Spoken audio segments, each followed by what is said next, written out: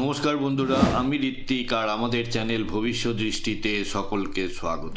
বন্ধুরা, দশম ভাবের অধিপতির বিভিন্নভাবে অবস্থান নিয়ে যে সিরিজটি শুরু করেছিলাম, আজকে তার দ্বিতীয় পর্ব। আর আমরা আলোচনা করব দশম ভাবের অধিপতি যখন দ্বিতীয় ভাবে অবস্থান করেন তখন জাতক বা জাতিকা জীবনে কি ধরনের ফলাফল লাভ করে থাকেন।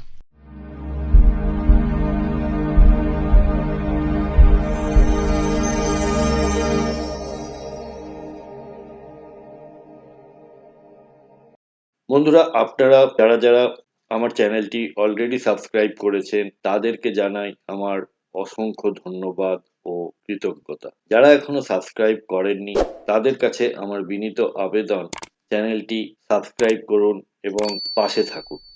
বন্ধুরা, দশম ভাব বলতে আমরা বুঝি কর্মভাব, অর্থাৎ আমাদের পেশা বা কেরিয়ার, আমাদের কর্মফল, আমাদের সোশ্যাল স্টেটাস, অর্থাৎ সমাজে আমাদের বা জাতক বা জাতিকাকে কি চোখে দেখে তার সামাজিক অবস্থানকে নির্দেশ করে, সাফল্য ও সম্মানকে নির্দেশ করে। আপনার অথরিটি বা কর্তৃত্ব কতটা সেটাও আমরা দশম ভাব থেকেই দেখে থাকি। এছাড়া রয়েছে দায়িত্ব ও শৃঙ্খলাবোধ। দশম ভাব থেকেই আমরা গভর্নমেন্টকে দেখি, রাজনীতি এবং প্রশাসন অর্থাৎ অ্যাডমিনিস্ট্রেশনকে দেখে থাকি। বন্ধুরা, দ্বিতীয় ভাব থেকে আমরা পেয়ে থাকি অর্থ বা আপনার সঞ্চিত অর্থ, সম্পদ, আপনার খাদ্য অর্থাৎ খাদ্যাভ্যাস, কি ধরনের খাবার খেতে ভালোবাসেন আপনি, এবং আপনার স্পিচ অর্থাৎ বাণী।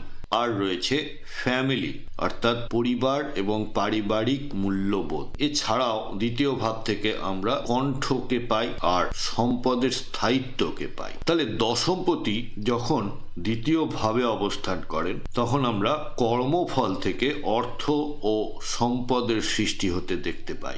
আপনার পেশা আপনার পরিবার এবং আপনার মূল্যবোধকে প্রভাবিত করে। কণ্ঠ বা যোগাযোগ আয়ের উৎস হতে পারে।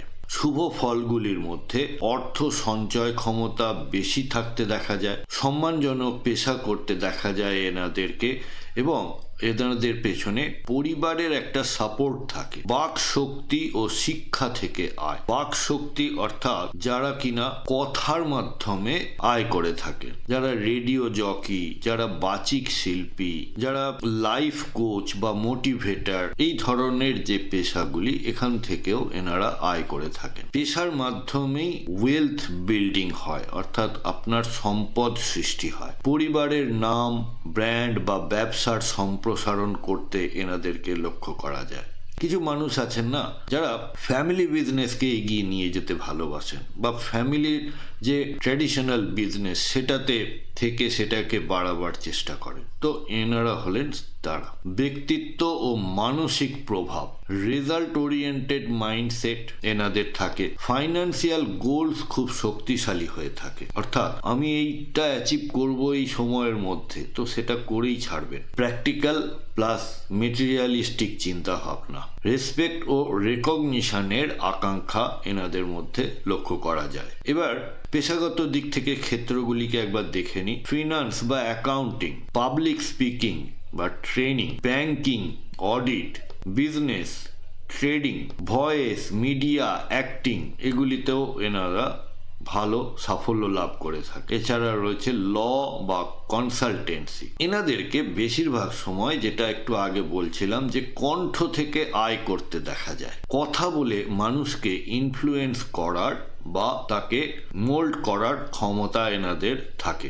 নেগোসিয়েশনের একটা ট্যালেন্ট থাকে, অর্থাৎ কোনো একটা জিনিসের ক্ষেত্রে দরাদরি করে নিজের দরটাকে যাতে বাড়ানো যায় সেই প্রচেষ্টা এনাদের মধ্যে বা সেই স্কিলটা এনাদের মধ্যে থাকে। আয়ের ধরন বলতে গেলে পেশা থেকে আয়, বেতন ভিত্তিক আয়, কমিশন বা ব্রোকারেজ থেকেও আয় করতে দেখা যায়, স্পিচ বা কমিউনিকেশন থেকে আয়, আর ফ্যামিলি ইনকাম। নেতিবাচক ফলগুলির মধ্যে, অর্থাৎ যদি কিনা সেকেন্ড হাউসে পাপগ্রহ অবস্থান করে বা পাপগ্রহের দৃষ্টি থাকে, সেক্ষেত্রে আয়ের উত্থান পতন হতে দেখা যায়, অর্থাৎ স্টেডি ইনকাম থাকে না। পরিবারের মধ্যে একটা চাপা টেনশন লক্ষ্য করা যায়। অর্থ সঞ্চয়ে সমস্যা হতে দেখা যায়। অতিরিক্ত মেটেরিয়ালিস্টিক হওয়া এনাদের একটা খারাপ অ্যাট্রিবিউটগুলির মধ্যে একটি। রেপিউটেশন ড্যামেজড বাই স্পিচ, অর্থাৎ আপনার বলা কথা কাউকে হার্ট করছে বা কারুর খারাপ লাগছে, সেখান থেকে আপনার রেপুটেশন ড্যামেজ হওয়ার সম্ভাবনা থেকে যায়। পরামর্শ বা রিমেডিজের দিক থেকে বলতে পারি যে বলার আগে দুবার ভাবুন, কি বলছেন, কেন বলছেন, স্থান কাল পাত্র বিবেচনা করুন, পরিবার ও অর্থে ভারসাম্য রাখুন, স্কিল বেসড ইনকাম বাড়ানোর চেষ্টা করুন, আর ফিনান্সিয়াল ডিসিপ্লিন বজায় রাখুন।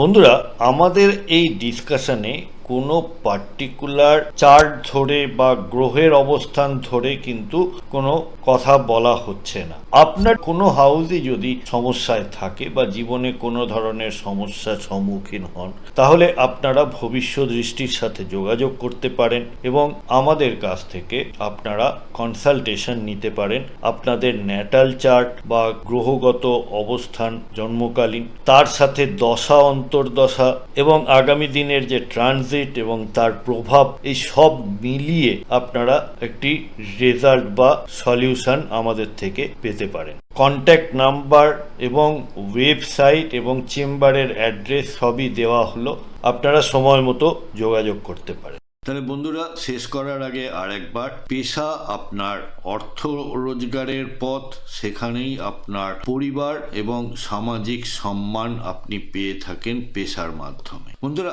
আপনাদের কারোর জন্মপত্রিকায় 10th লর্ড 2nd হাউসে অবস্থান করছে, আপনারা জীবনে কি ধরনের ফলাফল লাভ করেছেন আমাকে যদি কমেন্ট বক্সের মাধ্যমে লিখে জানান। বন্ধুরা, প্রতিবেদনটি কেমন লাগলো আমাকে অবশ্যই লিখে জানাবেন কমেন্ট বক্সের মাধ্যমে। যদি ভালো লেগে থাকে তাহলে একটি লাইক করবেন আর আত্মীয় স্বজন বন্ধু বান্ধবের সাথে শেয়ার করতে ভুলবেন না। আজকের পর্ব এখানেই শেষ করছি। সাথে থাকার জন্য অনেক ধন্যবাদ।